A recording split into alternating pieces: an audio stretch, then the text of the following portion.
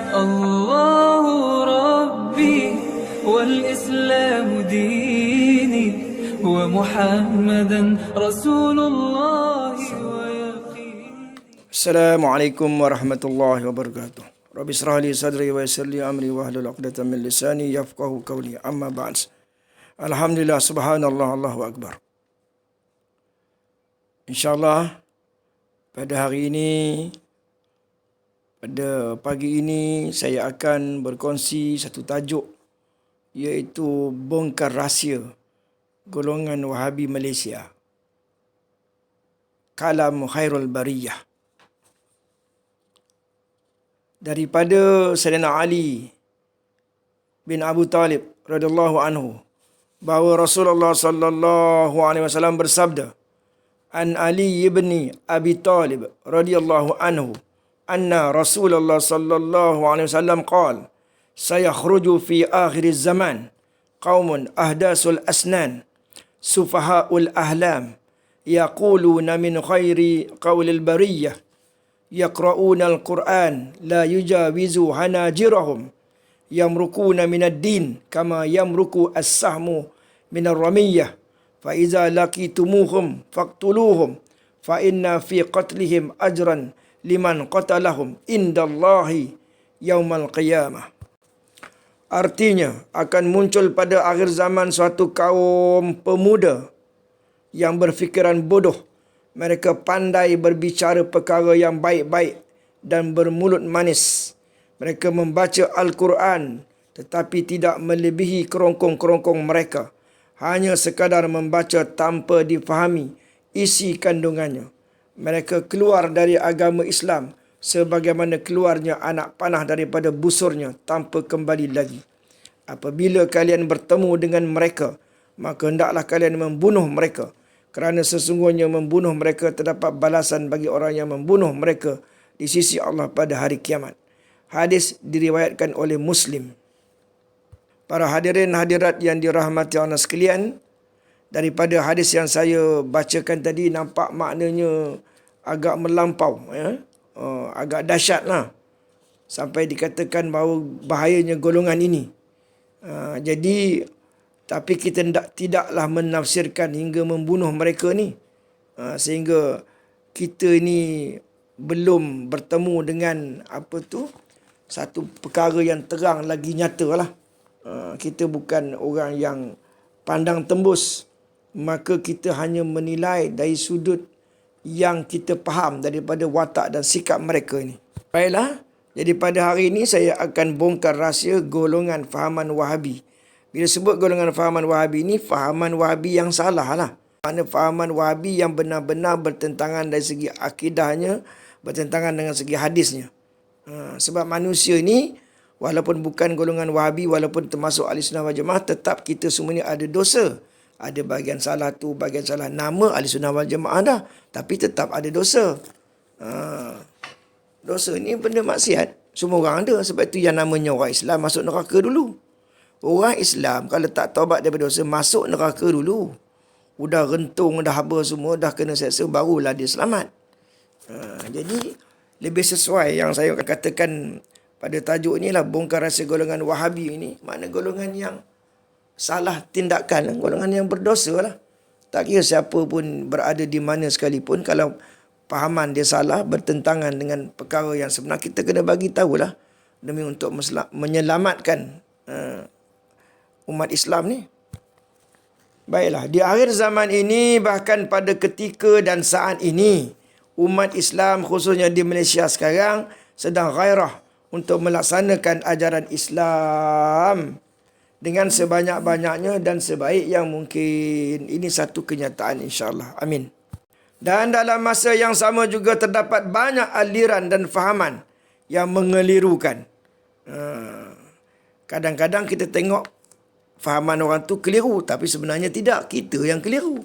Ada juga yang macam tu. Dan banyaklah aliran dan fahaman yang mengelirukan. Sangat mengelirukan. Bahkan ada yang tersesat dari fahaman yang sebenar. Kita ingat betul, rupanya sesat. Yang ada juga yang kita ingat sesat, rupanya betul. Inilah dia keadaan akhir zaman sebelum zahirnya Imam Mahdi.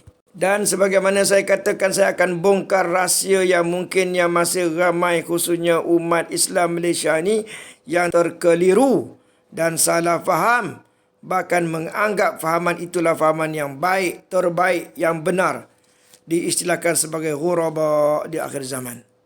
Kata Nabi SAW, bada'al islamu ghariban wa sayaudu kama bada'a ghariban fatubalil ghuraba, atau kama qala, hadis riwayat Muslim.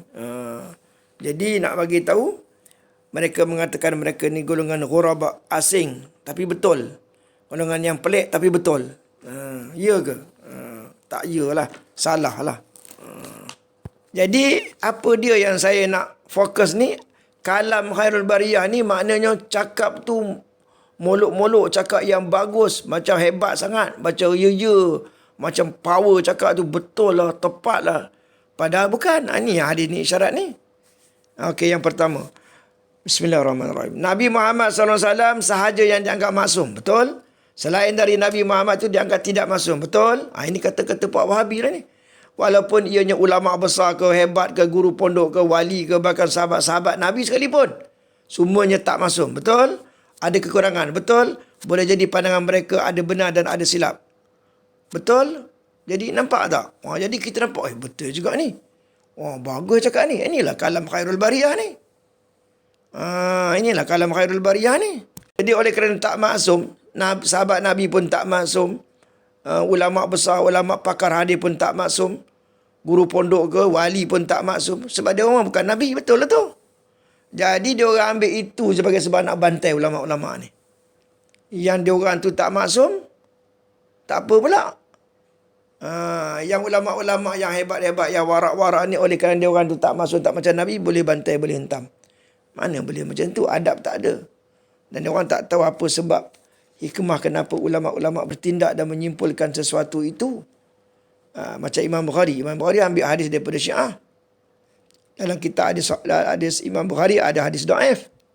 Jadi kita faham kita tak dalam.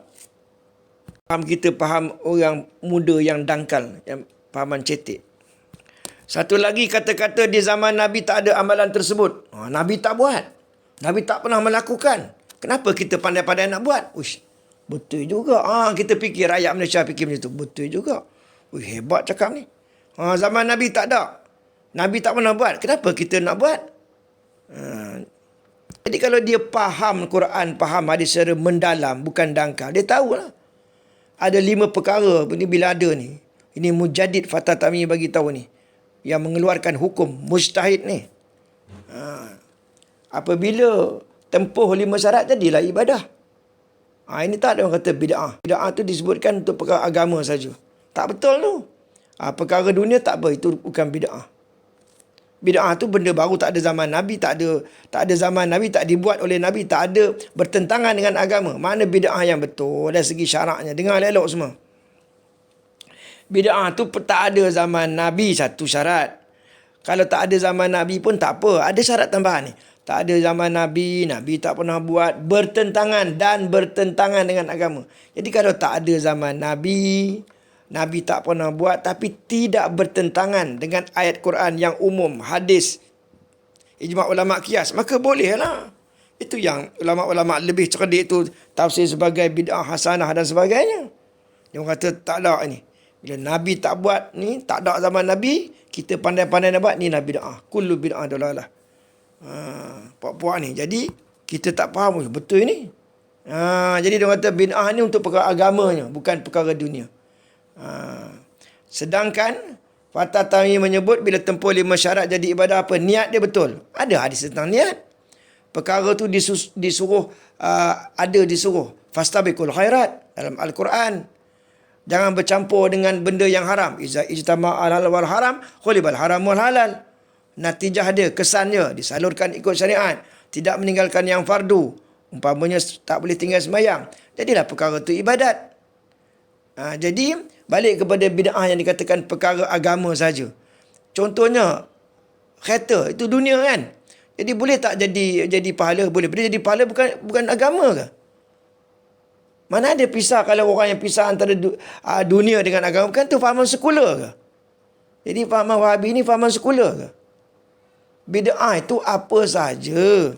Bid'ah itu apa saja yang tak dibuat oleh Nabi, Nabi tak buat dan bertentangan. Itu perkara besar, dan bertentangan. Nabi tak buat tak apa. Kita pun tak ikut Nabi. Apa yang Nabi buat semuanya kita buat. Tak ada setiap saat. Ada juga kita pilih. Kadang tak larat kita tak buat macam sembahyang sunat tu. Jadi itu macam mana kita tak ikut Nabi lah. Nabi buat kita tak ikut. Bid'ah juga. Jadi benda-benda dunia pun, kalau kita guna benda dunia, tapi dia boleh jadi ibadah, jadi agama lah. Jadi macam mana boleh kata bid'ah tu untuk yang perkara-perkara agama sahaja yang Nabi tak buat. Dia bukan tengok zahir, tengok hakikat. Apa saja Nabi tak buat ke, Nabi buat, kita buat. Kadang-kadang Nabi buat, itu zahir Nabi buat. Contohnya Nabi buat bangun malam. Kita pun bangun malam. Sama-sama bangun malam. Nabi bangun malam, kita bangun malam. Tak gitu. Tapi, Nabi dia buat dapat pahala, kita buat dapat dosa. Sebab kita berlagak, lepas tu kita heboh kat orang yang kita ni kononnya dah bangun tahajud begian. Kita kat orang. Habis tu, tak bid'ah ke macam tu? Itu macam mana nak letak? Jadi, bahasa saya ni cukup mudah saja. Bid'ah itu adalah perkara yang Nabi tak buat dan bertentangan. Bermakna kalau Nabi perkara tu Nabi tak buat, tak apa lagi. Sebab tak semestinya Nabi tak buat benda tu salah. Nabi tak ada bersedekah contohnya buah durian. Contohnya kita sedekah buah durian. Habis Nabi tak ada sedekah buah durian. Boleh je Nabi tak buat benda tu. Adalah sebab-sebabnya. Kita pula sedekah tu. Jadi itulah maknanya perkara yang tidak bertentangan dengan agama. Mudah saja fikir. Ini asing perkara agama, dunia lain, agama lain. Dunia ni tempat cucuk tanam dengan niat jadi ibadah. Semua dunia ni nak kenakan jadi ibadah. Jadi dua-dua kata tadi kan menunjukkan kalam khairul bariyah lah tu. Seboleh mungkin kita nak beramal. Yang ketiga dia orang kata ni. Kita nak beramal dengan hadis sahih saja. Dan hadis-hadis doa ini kita tinggal saja. Melambak lagi hadis sahih pasal apa nak amal hadis daif. Itu macam sindir hadis Nabi tu. Hadis tu cakap Nabi. Walaupun daif ke hasan ke cakap Nabi. Soalan dia, hadis daif itu adalah hadis Nabi, cakap Nabi. Adakah cakap Nabi itu sia-sia? Nampak tak? Siapa cipta Wahabi ni? Yahudi. Itu sebab dia jadi macam ni semua. Ajarannya pelik-pelik. Tapi pelik nak kiamat. Budak-budak muda suka sangat ni benda-benda ni. Sebenarnya ulama-ulama telah membahaskan persoalan hadis daif dengan panjang lebar. Kalau disusun semua kitab-kitab hadis daif, bolehlah disusun sekiranya kitab setinggi lebih 10 kaki tingginya. Lebih lagi. Boleh jadi lebih. Orang ni karang, dihuraikan lagi hadis daif ni. Ini diorang ni baru belajar hadis tak seberapa, sudah. Semua ulama-ulama, Imam Bukhari pun komen, Imam itu pun komen, Imam Hakim pun komen. Jadi saya nak bagi tahu ilmu berkaitan hadis daif ini terlalu banyak, dalam dan terlalu meluas. Kitab hadis Sahih Bukhari dapat hadis daif. Kita yang baru setahun jagung dibandingkan dengan ulama lain yang alim, bertakwa, mencapai taraf mujadid, hafal hadis 100,000, 200,000, 300,000 berserta sanad dengan perawi lagi. Kita rujuk telefon, tengok laptop. Kalau tak tengok laptop, tak tengok telefon, berapa hadis je kita boleh hafal dengan sanad perawinya. Lepas tu kita komen orang tu teruk-teruk. Suruh pegang cakap kita. Ada ke patut? Semua bid'ah tu sesat. Sesat tu adalah dalalah lah. Dalam sebuah hadis yang diriwayatkan oleh Abu Dawud, At-Tirmizi, Ibnu Majah, Ahmad dan Al-Hakim, hadis menyebut bahawa kullu muhdatsati bid'atin. Kullu muhdatsatin bid'ah. Wa kullu bid'ah dalalah. Wa kullu dalalah finnar. Setiap yang baru adalah bid'ah dan setiap bid'ah sesat. Sesat tu neraka. Jadi baru je sesat. Sesat je neraka macam tu. Bahasan dia panjang sangat. Jadi janganlah faham secara zahir saja. Ada bahasannya lagi. Macam yang saya dah syarah tadilah. Kenapa nak perlu buat perkara yang bid'ah konon-kononnya? Ini kan kalam khairul bariyah lah ni. Sebaik-baik cakap ni. Nabi dah ajar. Ada hadisnya, ada dalilnya. Lepas tu yang kita buat tambah-tambah lagi apa katanya. Semua Nabi dah ajar komplit. Ikutlah betul-betul. Nampak kan ayat ni macam bagus saja kan. Kamu nak ikut Ulama kan nak ikut Nabi. Buat apa ikut ulama? Ikut Nabi lah. Nabi dah tentulah betul satu patut. Ikut ulama belum tentu lagi betul. Nampak tak? Kita kena tipu macam tu, ayat-ayat macam tu. Jadi, bila orang banyak majoriti ahli sunnah wal jamaah, bila buat bid'ah ni orang kata masuk dalam haram. Haram ni masuk neraka. Tapi dia tak berani cakap. Ni lah sehari dua hari ni baru saya dah dengar. Bukan semua bid'ah tu masuk neraka. Tahu pun. Bukan semua bid'ah masuk neraka katanya. Bid'ah dolalah saja yang masuk neraka. Sembahyang subuh 2 rakaat. Buat sampai 16 rakaat. Itu ialah bid'ah dolalah. Seterusnya dia kata nak ikut pendapat Nabi ke ikut pendapat ulama? Nak ikut mazhab ke nak ikut Nabi? Nabi tak ada. Nabi nak ikut Nabi, tak payahlah pakai ulama. Tak payah pakai mazhab. Dalam sebuah hadis riwayat Abu Daud, saya baca sebahagian saja. Wa innal ulama'a warasatul anbiya. Sesungguhnya ulama itu ada pewaris para Nabi. Nabi Muhammad SAW. Nabi dah tak ada dah. Yang ada ulama, bersandarlah kepada ulama. Sebab ulama dia adalah pewaris Nabi. Nabi tak ada, yang tinggal ulama. Ulama pewaris Nabi. Kalau pewaris Nabi tentulah dahsyat. Mewarisi ilmunya, waraknya, takwanya. Segala macam sudut. Ini kalau kita ikut mazhab, Nabi tak ada mazhab, bid'ah lah. Wa kullu bid'ah dalalah finnar. Jadi berat ni, fahaman ni berat. Tu saya ulang kali cakap, Imam Mahdi akan memerangi golongan Wahabi. Taubatlah, belajar cara yang betul. Kita akhir zaman. Jangan duk ketegak, degil, pertahankan diri. Tapi salah. Jadi kalau nak tahu hadis-hadis akhir zaman ni, kita kembali kepada sumber hukum yang asal, iaitu hadis Nabi. Apa dengar ulama tak kembali kepada? Kembalilah kepada hadis. Memanglah kembali kepada hadis. Tapi bukan kita orangnya. Mesti rujuk kepada ulama. Al-amilun, al-barizun, yang beramal. Jadi kita ambil pandangan ulama ni. Lebih-lebih ulama ni yang bertaraf wali, mujaddid, ambil pandangan dia.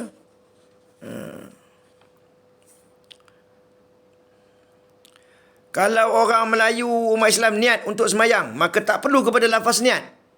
Nabi ada ke lafaz niat? Nabi orang Arab, tak payah lafaz-lafaz niat ni.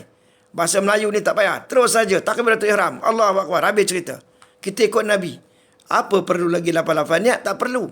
Ini adalah bid'ah yang dia ada-adakan. Nampak tak? Jadi kita ni ikutlah betul. Cakap ni bagus ni. Ini yang dalam hadis yang saya sebut tadi.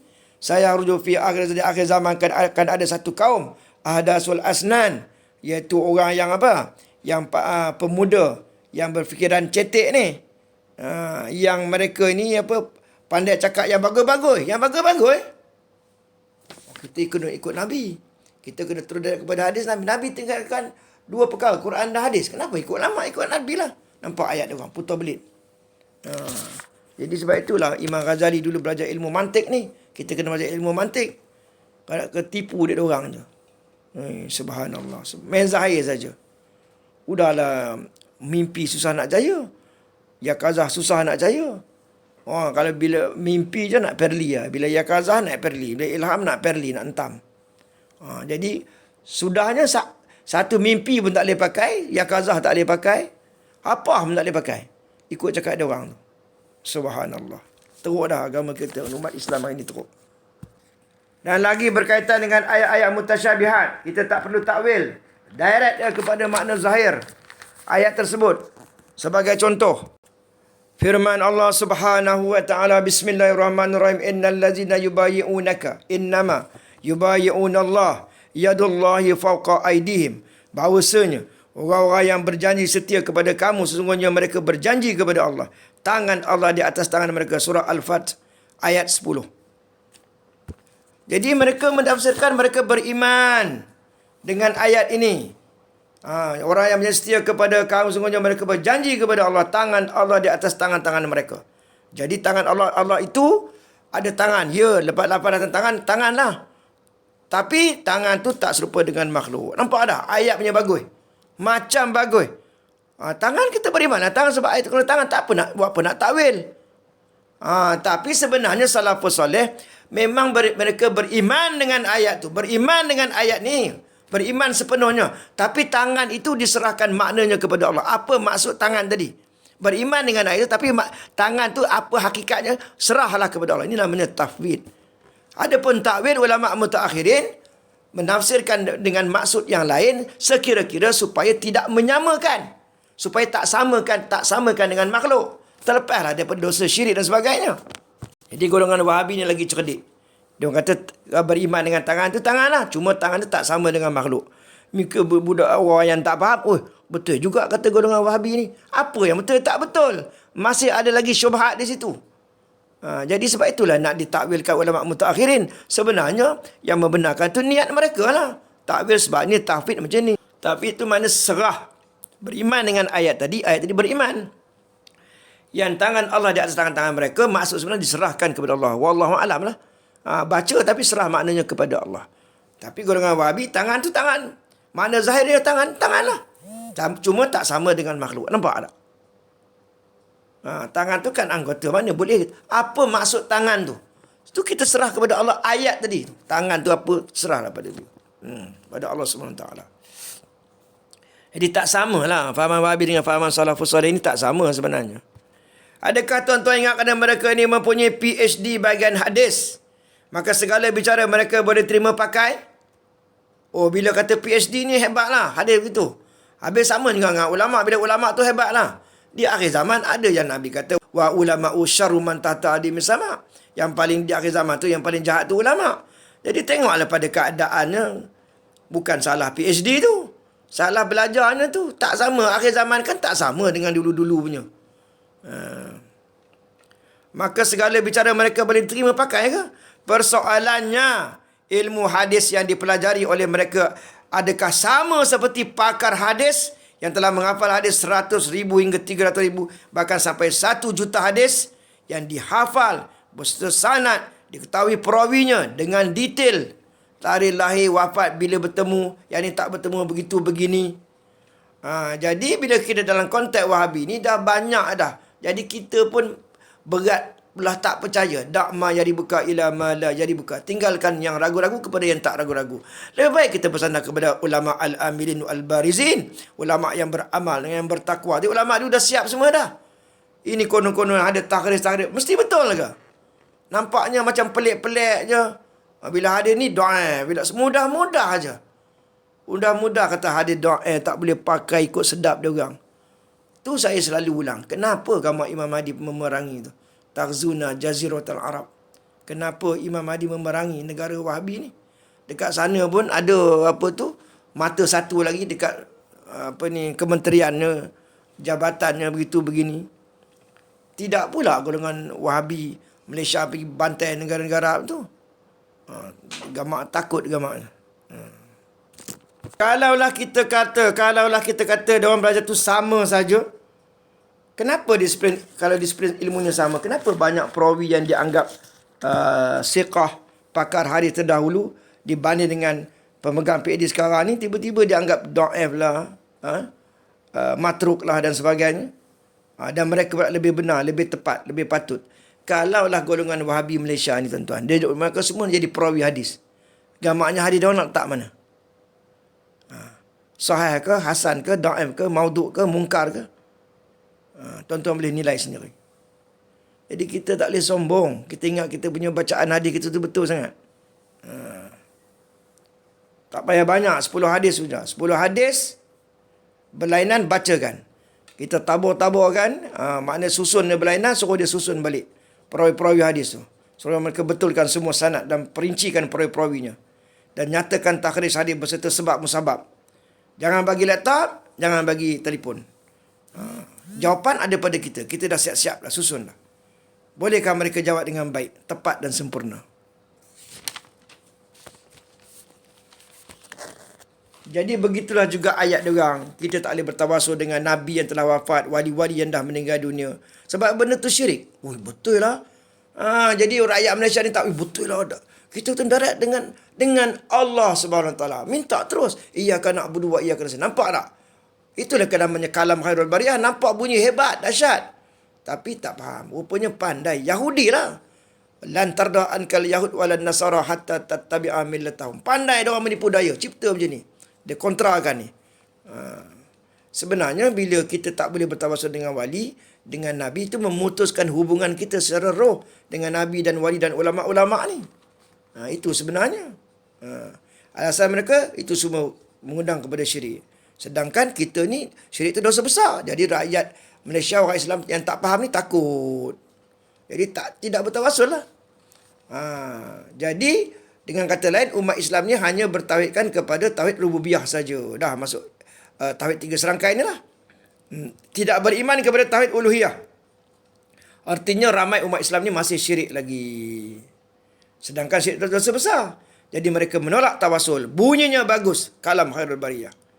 Itulah kalam Khairul Bariyah. Tapi banyak dalamannya bobrok. Jadi rumusannya tuan-tuan. Sudah sampai masanya pihak berkuasa agama di Malaysia. Pihak JAKIM. Pihak mufti. Mengenal individu ni. Bukan orang pahaman Wahabi nak menilai akidah kita. Kita lah nak menilai akidah dia orang. Sebab zaman sekarang ni zaman hukum karma. Bukan kita nak sama dengan budaya Hindu tu. Kita nak samakan bahawa zaman sekarang ni siapa yang jahat dibalas dengan jahat. Dah sampai masa hukum karma. Hukum tu akan berlaku balik pada dia. Dengan kuasa Allah lah. Dengan izin Allah lah. Kalau fahaman tu sesat, benar-benar ditunjukkan akan sesatnya. Kalau benar, benar-benar akan tunjukkan kebenaran. Ni zaman dedah lah, senang cakap. Sudah sampai masanya. Yang zalim akan dibalas. Yang salah akan dibalas. Tak usah tegaklah benar yang basah. Dulu, samalah juga di Malaysia ni. Kita mudah cakap, orang ni sesat lah. Orang ni tak betul lah. Padahal orang baik pun dianggap sesat. Orang wali pun dianggap sesat. Mudah aja. Yang kena bahana ni siapa? Rakyat Malaysia semua. Sekarang ni bahana-bahana ni dia orang tanggung lah. Orang yang tidak bertanggungjawab. Jadi insyaAllah mudah-mudahan rakyat Malaysia dapat petunjuk. Pemimpin-pemimpin Malaysia ni kita doakan dapat petunjuk hidayah. Bahkan golongan-golongan ustaz-ustaz Wahabi ni kita doakan dapat hidayah insyaAllah.